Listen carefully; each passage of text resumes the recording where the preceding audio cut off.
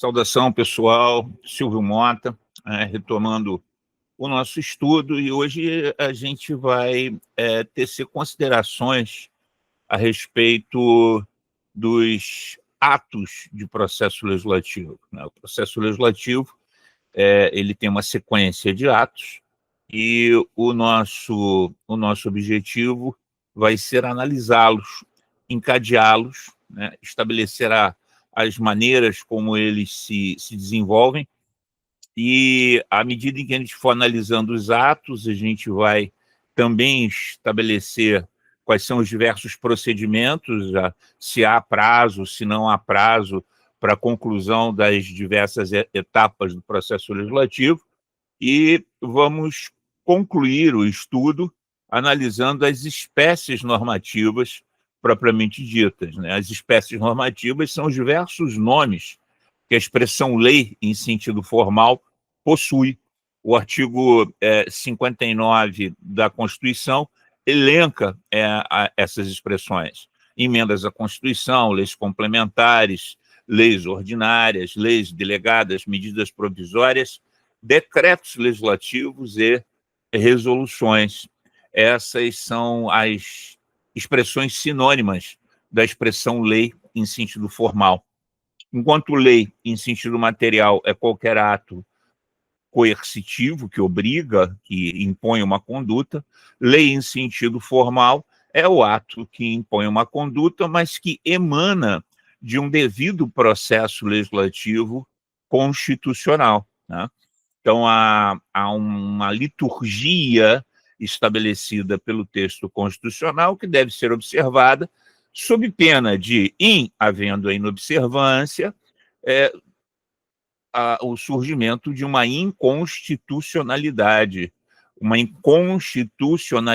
formal, ou um vício em relação a quem pode apresentar o projeto de lei, um vício de iniciativa legislativa, ou um vício de forma de liturgia, uma inconstitucionalidade formal objetiva, um vício de rito. Enfim, o que se espera é que esse devido processo legislativo constitucional seja devidamente observado, e a partir da sua observância, a partir da sua consistência, se estabeleça, se confirme a chamada constitucionalidade da lei.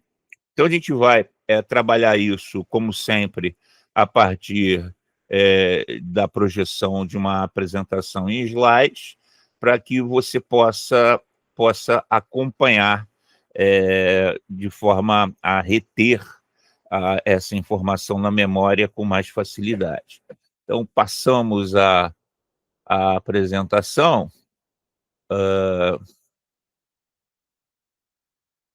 Processo legislativo. Muito bem, pessoal. Eu esqueci de abrir a apresentação. Olha que beleza. Mas eu abro rapidinho aqui e a gente começa o nosso tema.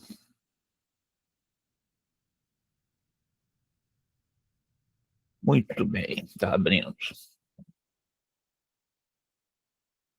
Então, nós temos, inicialmente,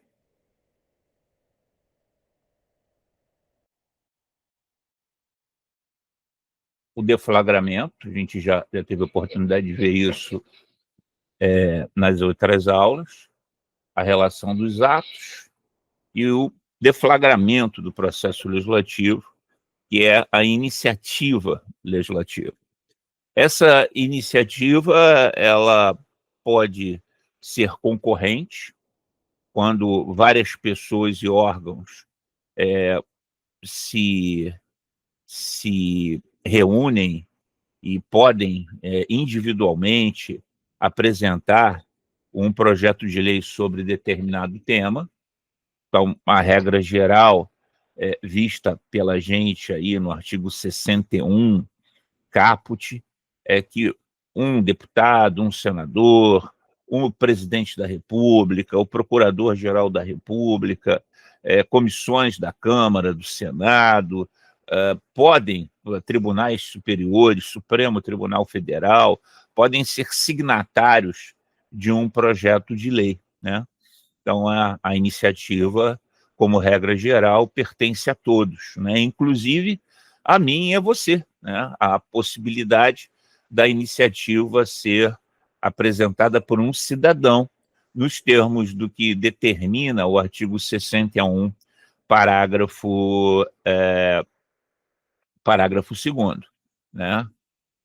Há uma exceções que são taxativamente previstas na Constituição, onde a iniciativa legislativa sobre determinado projeto de lei, em razão da matéria de que trata, pertence a apenas uma pessoa ou a um órgão. Essa iniciativa é a chamada iniciativa privativa, alguns autores afirmam. Eu prefiro o termo exclusiva, porque ela não é uma iniciativa, não é um ato delegável. Apenas aquela pessoa, apenas aquele órgão pode apresentar projeto de lei sobre aquele tema. Então, a iniciativa dita exclusiva. A gente já viu exemplos de iniciativa desse naipe no artigo 61, parágrafo 1º, em relação ao presidente da República, no artigo 93, caput da Constituição, em relação ao Supremo Tribunal Federal. Então, a iniciativa ela pode ser exclusiva. E a iniciativa popular, que é aquela que pertence ao cidadão comum, como eu, como você, nos termos do parágrafo 2º do artigo 61 da Constituição. Depois da iniciativa, a gente percebeu que a redação final de um projeto de lei aprovado pelas casas legislativas necessariamente não vai coincidir com a redação original. Durante a tramitação do projeto de lei, há a possibilidade de serem apresentadas propostas acessórias àquela redação original, emendas parlamentares, subemendas. A subemenda é a modificação do texto de uma parte que já tinha sido emendada anteriormente, ou naquela mesma casa legislativa, ou em outra casa legislativa, e os substitutivos, que são emendas de grandes proporções, que praticamente alteram o conteúdo original do projeto, subvertendo o seu sentido.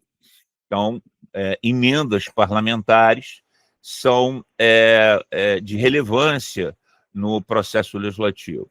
O fato do projeto de lei ter sido apresentado com aquele conteúdo não significa que será aprovado. E, se for aprovado, não significa que será aprovado com aquele mesmo conteúdo. As emendas parlamentares, elas fazem parte da liturgia do processo legislativo. Em regra, todo projeto de lei é emendável. Agora, é importante que você relembre o artigo 63 e perceba ali algumas nuances, algumas exceções. Depois nós temos a fase discussória do projeto de lei. Ela geralmente se opera em 2 etapas. Primeiro, nas comissões com as quais o projeto guarda pertinência temática, as chamadas comissões permanentes. Existem diversas comissões permanentes na Câmara dos Deputados e no Senado Federal, e essas comissões agrupam os parlamentares que têm um notável saber naquela área específica do conhecimento humano. Há uma comissão temática permanente, pela qual todo e qualquer projeto de lei tramitará, que é a Comissão de Constituição e Justiça, ou Constituição, Redação e Justiça, dependendo da casa legislativa. E essa comissão ela tem a função de fazer uma análise prévia da constitucionalidade do projeto de lei. Então, comissões, primeiro, depois que o projeto tramita por todas as comissões com as quais tem alguma relação, o projeto vai ser distribuído ao plenário. E no plenário há uma nova discussão, agora não de ordem técnica. Essa nova discussão é baseada nos relatórios apresentados pelas comissões. São agora discussões de natureza política e, ao final, encerrada essa extensa fase de votação ou de discussão, nós chegamos à fase da decisão, e aí aqueles relatórios todos, todas aquelas ponderações que são acostadas ao conteúdo do projeto, poderão se resumir no projeto aprovado ao final da votação, ou a rejeição do projeto, e o projeto vai para o arquivo. A votação ela vai seguir a chamada teoria das maiorias. Nós temos dois tipos de maiorias: a maioria chamada de simples ou relativa, prevista lá no artigo 47, já visto por nós, e as maiorias qualificadas. Maioria qualificada de 2/3, maioria qualificada de 3/5, maioria qualificada absoluta, maioria qualificada de 2/5. Nós temos diversas maiorias qualificadas. A maioria qualificada mais difícil de ser alcançada, matematicamente falando, não politicamente falando, mas matematicamente falando, é a maioria de 2/3, né? Utilizada para aprovar uma resolução que autoriza o processo de julgamento do presidente da República por crime de responsabilidade, o impeachment, nos termos do artigo 51, inciso 1, também necessária esse quórum de 2/3 para que haja a condenação do presidente da República, a perda do cargo e a inabilitação para o exercício dos direitos políticos por 8 anos, no artigo 52, aí já a cargo do Senado Federal. Então, a gente tem essa maioria de 2/3, tem a maioria de 3/5, que ela tem algumas aplicações, mas as duas maiorias qualificadas mais utilizadas é a maioria qualificada absoluta e a maioria qualificada de 3/5. Depois que o projeto é discutido, depois que o projeto é votado, entra em cena a excepcional participação do chefe do Poder Executivo na elaboração do projeto de lei. Isso não vai acontecer em toda e qualquer espécie normativa. Por exemplo, se o projeto que tramita é um projeto de emenda à Constituição, não haverá essa participação, o presidente não sancionará nem vetará. Mas se for um projeto de lei ordinária, um projeto de lei complementar, há a possibilidade da sanção, como nós vimos. Essa sanção pode ser expressa, o presidente recebe o projeto, gosta do projeto e o assina, sancionando-o, ou pode ser tácita, se decorridos 15 dias úteis e o presidente da República sobre o projeto não se manifestar, entra aqui em cena a máxima: quem cala consente, e aí eu tenho uma aprovação tácita do projeto de lei submetido ao Gabinete Civil da Presidência da República 15 dias úteis atrás. Agora, ao contrário da sanção, o presidente pode também repudiar o conteúdo do projeto de lei no todo ou em parte. E aí entra em cena a figura do veto, também exaustivamente estudada por nós, né? Com todas as suas complexidades. Você teve a possibilidade de perceber que é muito mais complexo o estudo do veto do que o estudo da sanção propriamente dita, tá? Então, há a possibilidade aí do veto. Na sequência, nós temos o exaurimento do processo legislativo. Eu digo exaurimento porque, a partir da sanção expressa ou tácita, ou do veto rejeitado, o veto não é absoluto, a gente viu também, o Congresso pode rejeitar o veto, tem 30 dias para deliberar. A partir do veto rejeitado ou da sanção expressa ou tácita, eu já tenho a lei já existe, já não se fala mais em controle preventivo de constitucionalidade, se fala em controle repressivo, porque esses dois últimos atos de processo legislativo, tanto a promulgação quanto a publicação, constituem mero exaurimento do processo legislativo. Já há a lei. Agora, a vigência da lei Isso vai depender desses atos. A promulgação significa dizer que a lei existe, falar sobre o seu conteúdo, expressar esse conteúdo. Isso é promulgar.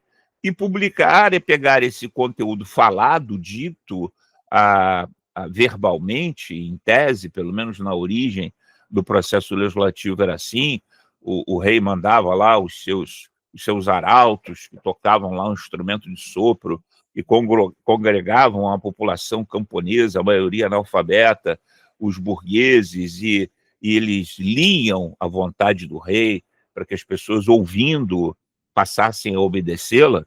Essa é a ideia de promulgare, do latim, quer dizer a lei, né? A publicação, que é a colocação daquele texto teoricamente promulgado, dito, falado, gritado, num jornal autenticado, num jornal oficial, e aí a fixação daquele conteúdo nos prédios públicos ou a publicação num diário oficial, à época da Idade Média, era o suficiente para que a lei, a partir dali, tivesse a sua vigência. E a sua eficácia dependeria do encerramento da lei. Pode ser que, nos seus últimos artigos, a lei estabelecesse um prazo para que, a partir daquele prazo, a sua observância fosse coercitiva. E a esse prazo, que até hoje existe, nós chamamos de prazo de vacância, ou vacatio legis, né, em latim. E ao final da vacância, aí a observância coercitiva do conteúdo da lei promulgado e publicado passaria a incidir, né? Então, temos essa primeira etapa do processo legislativo, esse primeiro elemento do conceito analítico de processo legislativo, que são os atos. O conceito analítico de processo legislativo implica em 3 elementos. De um lado, nós temos os atos, o encadeamento desses atos recebe o nome de procedimentos legislativos, e o objetivo desses atos encadeados a partir desses procedimentos legislativos implica na existência, na produção da lei em sentido formal das espécies normativas. Os procedimentos legislativos que nós vamos passar a analisar na sequência envolvem o procedimento comum ordinário, o procedimento sumário, que possui prazo para o cumprimento das suas diversas etapas, e os procedimentos especiais, que são, como o nome diz, específicos para algumas espécies normativas. Então, quando nós tratarmos, por exemplo, da tramitação de projetos de emendas à Constituição, existe um procedimento especial para a compreensão dessas etapas, desses atos que compõem especificamente a tramitação de projetos de emenda à Constituição. E o objetivo desses procedimentos é fazer com que o projeto tramite, e alguns vão tramitar, primeiro na casa iniciadora, que é a casa onde se dá a iniciativa, e na sequência na casa revisora. É importante frisar para vocês que nem todo projeto de lei, nem toda espécie normativa, nem toda lei tramita bicameralmente. A gente vai fazer uma distinção aqui entre a tramitação unicameral ou bicameral. Mas, concluindo o conceito analítico de processo legislativo, nós temos as espécies normativas. Então, o que é processo legislativo analiticamente? Um conjunto de atos solenes, encadeados de acordo com determinados procedimentos, visando a aprovação de espécies normativas, ou, se você preferir, de leis em sentido formal. Então, a isso a gente dá o nome de processo legislativo. As espécies normativas estão enumeradas, vou repetir, no artigo 59 da Constituição, são emendas à Constituição, leis complementares, leis ordinárias, leis delegadas, medidas provisórias, decretos legislativos e resoluções. Existem maiorias específicas para aprovação de cada uma dessas espécies normativas, né? A maioria simples ou relativa, que vamos dizer é a regra geral, ela é utilizada para aprovação de projetos de leis ordinárias, leis delegadas, conversão de medidas provisórias em leis ordinárias, a maioria dos decretos legislativos e das resoluções. É claro que decretos legislativos e resoluções, em algumas circunstâncias, exigem maiorias qualificadas para sua aprovação, mas, como regra geral, a esmagadora maioria se aprova através de maioria simples ou relativa. Enquanto que a maioria qualificada absoluta é utilizada para aprovação de leis complementares, e a maioria qualificada de 3/5 é utilizada para aprovação de emendas ou de projetos de emendas à Constituição. É aquela história. Algumas dessas espécies normativas, cujos procedimentos a gente vai analisar na sequência, exigem uma tramitação em duas casas, casa iniciadora e casa revisora, portanto, uma tramitação bicameral. É o caso, por exemplo, dos projetos de emenda à Constituição, dos projetos de lei complementar, dos projetos de lei ordinária, das medidas provisórias. Há um decreto legislativo que tramita bicameralmente também, aquele lá conhecido nosso do parágrafo 3º do artigo 5º da Constituição, e ele é aprovado por maioria qualificada de 3/5. A gente já viu isso, né? Outras espécies normativas, elas tramitam numa única casa legislativa.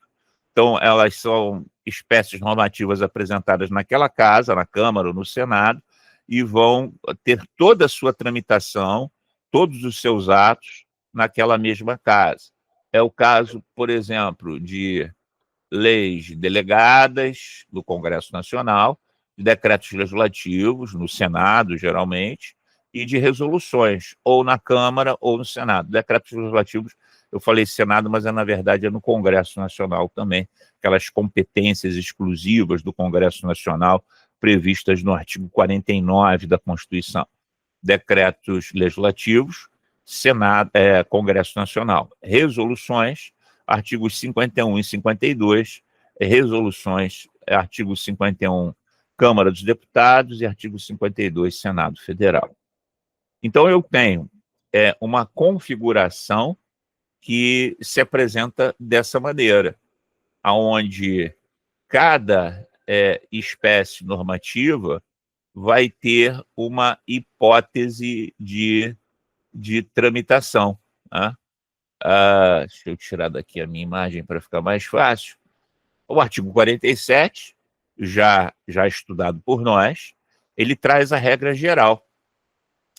As deliberações de cada casa e de suas comissões serão tomadas pela maioria dos votos, presentes a maioria absoluta de seus membros. Quer dizer, eu tenho que ter um número de presentes para que eu tenha uma votação de um projeto de lei que exige a maioria simples ou relativa para ser aprovado, né? Então, fazendo um cálculo rápido, eu tenho aqui composição da minha casa, ela é de 513 parlamentares.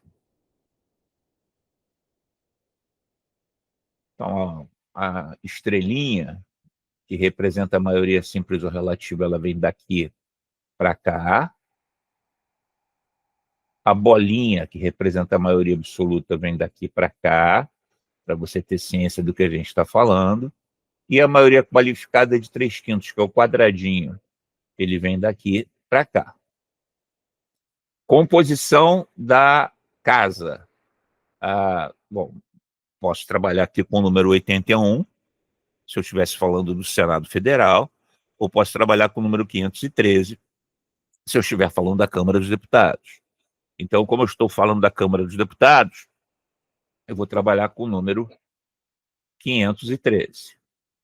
513 é o número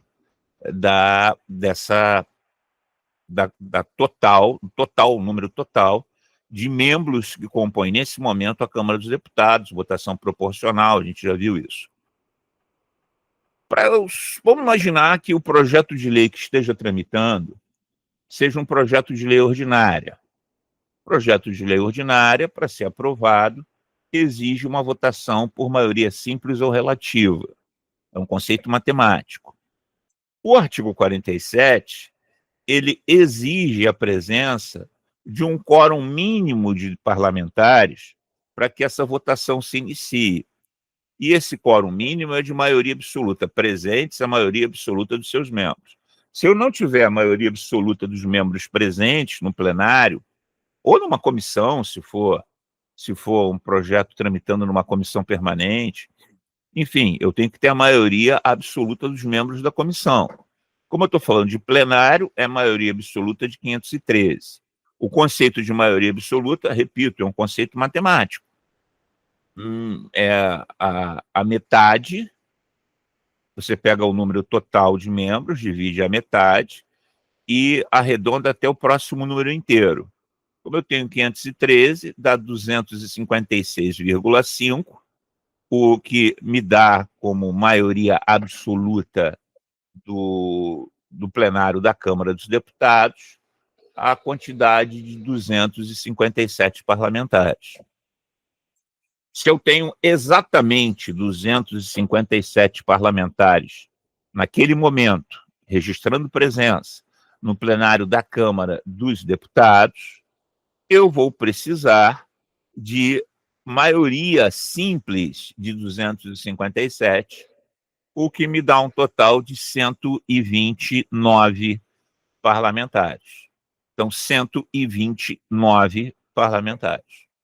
Maioria simples de 257. Se eu tivesse 300 deputados no plenário da Câmara naquela tarde, para aprovar o projeto de lei ordinária, eu precisaria de 151 votos favoráveis, no mínimo. Votos contrários, votos de abstenções, não contam. Então, é essa a maioria simples ou relativa. Se o projeto de lei em trâmite não é um projeto de lei ordinária, mas é um projeto de lei complementar, aí já é a bolinha aqui no arquivo, né? Então, eu vou ter 513 parlamentares, eu não preciso de um quórum mínimo de parlamentares para iniciar a sessão de votação. Agora, eu vou precisar da maioria absoluta de votos favoráveis àquela proposta, e a maioria absoluta de votos favoráveis implica em 257 votos. Mas não importa o número de parlamentares presentes? Não. Desde que ao final da votação você consiga, no mínimo, 257 votos, né? Então, isso acaba por atestar que, sob o ponto de vista matemático, é muito mais complexo, muito mais dificultoso aprovar um projeto de lei complementar do que aprovar um projeto de lei ordinária, né? É isso aí. Na próxima aula, a gente continua a tecer as considerações sobre esse tema. Agradeço muitíssimo a atenção dos senhores e desejo-lhes um fortíssimo abraço.